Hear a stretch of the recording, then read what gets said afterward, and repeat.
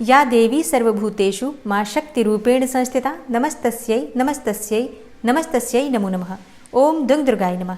आप सभी को शारदीय नवरात्रि की अष्टमी और नौमी तिथि की हार्दिक शुभकामनाएं। मां भगवती जगदम्बा दुर्गा की कृपा सदैव आप और आपके समस्त परिवार पर बनी रहे और आपकी हर प्रकार की कामना पूर्ण हो। मां दुर्गा आपकी पूजा का, आपके व्रत का संपूर्ण फल प्रदान करें।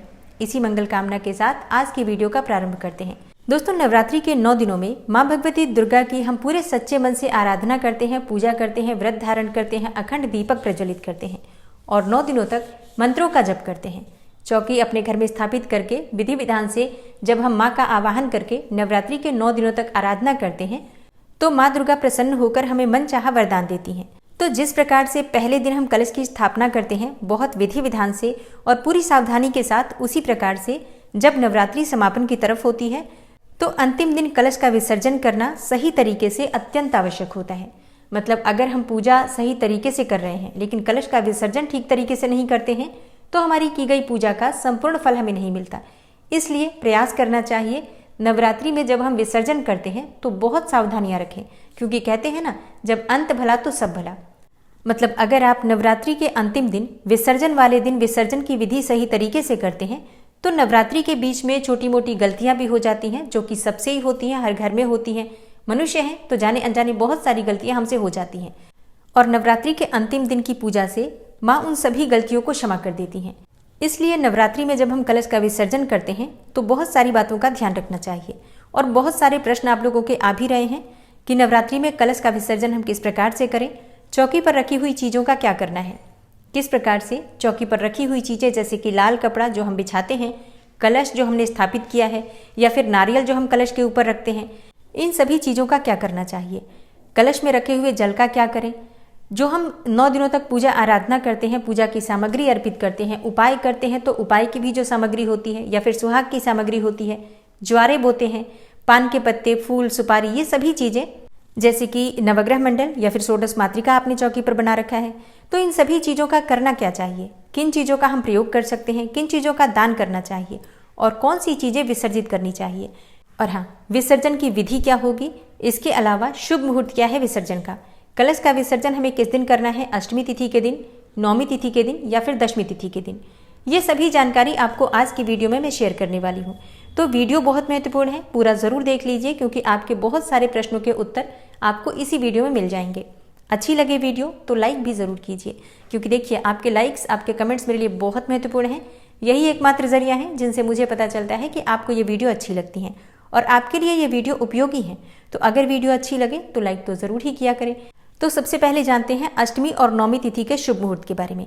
देखिए 22 अक्टूबर 2023 को अष्टमी तिथि है और नौमी तिथि है 23 अक्टूबर को। अष्टमी तिथि का प्रारंभ हो जाएगा 21 अक्टूबर की रात्रि में 9:53 पर और अष्टमी तिथि समाप्त हो रही है 22 अक्टूबर 2023 को रात्रि में 7:58 पर। तो अगर आप अष्टमी का व्रत धारण करके नौमी को कंजिका कर रहे हैं तो आप 22 अक्टूबर को व्रत करेंगे, 23 अक्टूबर को कन्या पूजन करेंगे और हवन इत्यादि करेंगे।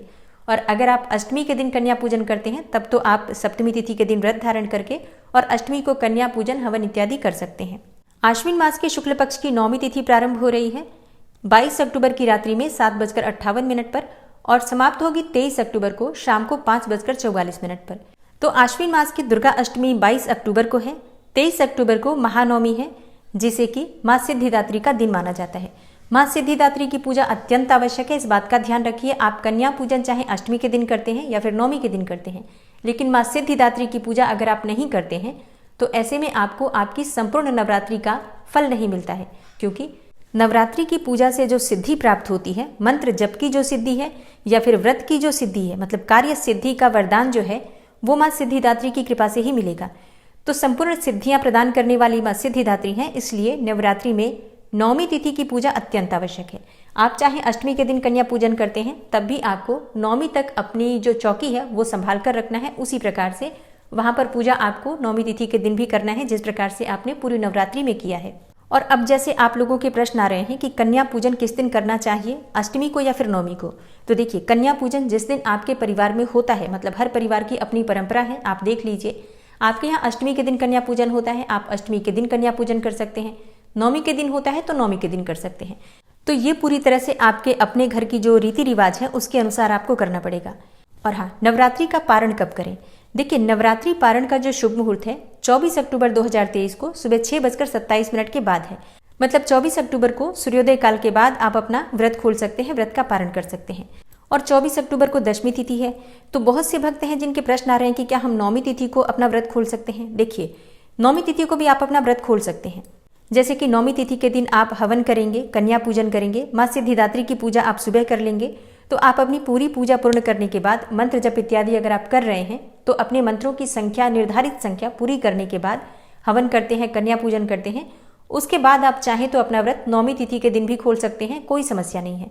बहुत से भक्त हैं जो कि दशमी तिथि तक करते हैं।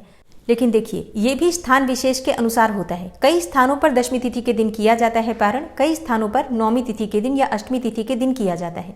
तो आप अपने परिवार की परंपरा के अनुसार व्रत का पारण भी कर सकते हैं, कोई समस्या नहीं है।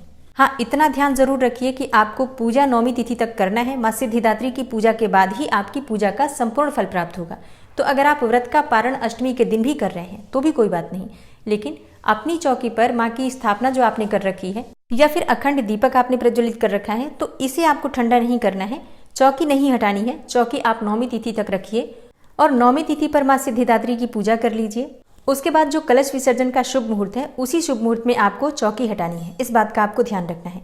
तो कंजिका आप चाहे अष्टमी के दिन कर रहे हैं, नौमी के दिन कर रहे हैं, कोई समस्या नहीं है, आप कर सकते हैं, हवन कर सकते हैं, कोई प्रॉब्लम नहीं है। बस आपको अपनी चौकी का ध्यान रखना है, उसे आप नौमी तिथि पर माँ सिद्धिदात्री की पूजा के बाद ही हटाइए। अब बात करें कि कलश विसर्जन का शुभ मुहूर्त क्या है, तो देखिए, वैसे तो दशमी तिथि पर कलश का विसर्जन करना चाहिए, लेकिन दशमी तिथि के दिन मंगलवार है और मंगलवार के दिन माँ दुर्गा की विदाई नहीं कर सकते हैं, इसलिए कलश का विसर्जन नौमी तिथि के दिन सोमवार के दिन किया जाएगा।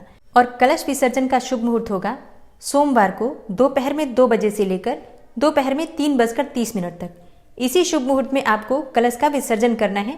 मतलब हाथ में अक्षत लेकर मंत्रों के द्वारा कलश विसर्जन की जो विधि होती है वो आपको सोमवार के दिन इसी शुभ मुहूर्त में करना है, 2 बजे से लेकर 3:30 बजे के बीच में।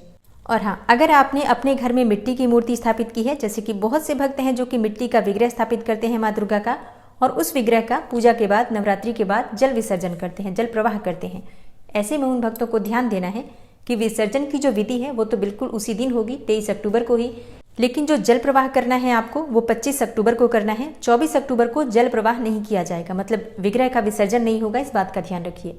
मतलब मिट्टी का विग्रह आपने अगर घर में स्थापित कर रखा है चौकी पर, तो आप विसर्जन की सिर्फ विधि करेंगे, माँ का विग्रह वहीं रहेगा। पूजा आप 25 अक्टूबर तक करेंगे अपने घर में और उसी प्रकार से पूजा होगी जिस प्रकार से आप प्रतिदिन कर रहे थे, भोग लगेगा, सब कुछ होगा।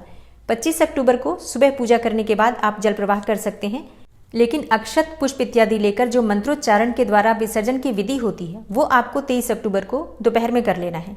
इस बात का आपको ध्यान रखना है। और हाँ, मिट्टी का विग्रह नहीं भी स्थापित कर रखा है आपने अपने घर में धातु का विग्रह स्थापित कर रखा है, जैसे कि पीतल की या फिर अष्टधातु की मूर्ति या फिर कोई फोटो स्थापित करके भी पूजा कर रहे हैं, तब भी आपको इस बात का ध्यान रखना है कि आप शुभ मुहूर्त में, जैसे कि सोमवार के दिन कलश विसर्जन कर लेंगे। जैसे मैं आगे बताने वाली हूँ उस विधि से कलश का विसर्जन कर लीजिए, लेकिन सभी चीज़ें जो आप चौकी पर से हटाएंगे, जो उसमें से विसर्जन की सामग्री होगी, जैसे कि फूल इत्यादि या जो भी चीज़ें विसर्जन में जाने वाली हैं, वो विसर्जन में 25 अक्टूबर को ही जाएंगी। मतलब 23 अक्टूबर को आप सिर्फ चीज़ें हटा सकते हैं, यथास्थान रख सकते हैं, लेकिन घर से बाहर जैसे कि जल प्रवाह किया जाता है या फिर घर में भी जो मिट्टी में हम दबा देते हैं चीज़ों को, ये सभी कार्य 25 अक्टूबर को सुबह किए जाएंगे। इस बात का आपको ध्यान रखना है, क्योंकि नवरात्रि में माँ जब आती हैं तो पूरी नौमी तिथि की रात्रि तक धरती पर विराजमान रहती हैं। तो नौमी तिथि के दिन जो हम कलश विसर्जन कर भी देंगे तो उस स्थान पर जहाँ पर हमने चौकी स्थापित की है, एक मिट्टी का या फिर धातु का दीपक अवश्य प्रज्वलित करके रखना है, या फिर अगर आपने अखंड दीपक प्रज्वलित कर रखा है तो उसमें इतना घी या तेल जरूर डाल दीजिए ताकि नौमी तिथि की रात्रि भर भी वो प्रज्वलित रहे। इस बात का ध्यान रखिए। मतलब विसर्जन हम इसलिए जल्दी कर रहे हैं क्योंकि मंगलवार है 24 अक्टूबर को, यानी कि दशमी तिथि के दिन, नहीं तो विसर्जन जो है वो दशमी तिथि के दिन ही किया जाता है। तो हमें इस बात का ध्यान रखना है, गलती से भी बहुत जल्दी में विसर्जित मत कीजिए, बहुत सावधानी से, क्योंकि अंतिम दिन सावधानी का दिन होता है। बहुत सावधानी से माँ का विसर्जन किया जाता है, सामग्री का विसर्जन किया जाता है। नवरात्रि के अंतिम दिन माँ की विदाई अगर आप अफरा तफरी में करते हैं तो पूरे साल आपके जीवन में अफरा तफरी मची ही रहेगी, परेशानियां बनी ही रहेंगी। इसलिए शांत भाव से 23 अक्टूबर को माँ से सच्चे मन से क्षमा मांगते हुए आपको कलश विसर्जन करना है। सामग्री का विसर्जन नहीं करना है, इस बात का ध्यान रखना है आपको। तो उम्मीद करती हूँ यहाँ तक की जानकारी आपके लिए अवश्य उपयोगी होगी। कई चीज़ें बार बार इसमें दोहरा दी गई हैं ताकि कोई भी गलती आप लोगों से ना हो। अब क्या करना है सामग्री का, ये अगली वीडियो में मैं शेयर करूंगी, क्योंकि ये वीडियो ऑलरेडी बहुत लंबी हो गई है। तो चौकी पर रखी हुई सभी सामग्री का क्या करना है, किस प्रकार से विसर्जित करना है, कलश विसर्जन का मंत्र क्या होगा, विधि क्या होगी, इसके लिए आने वाली वीडियो जरूर देखिए। मिलती हूँ मैं आपसे अगली वीडियो में, तब तक के लिए नमस्कार।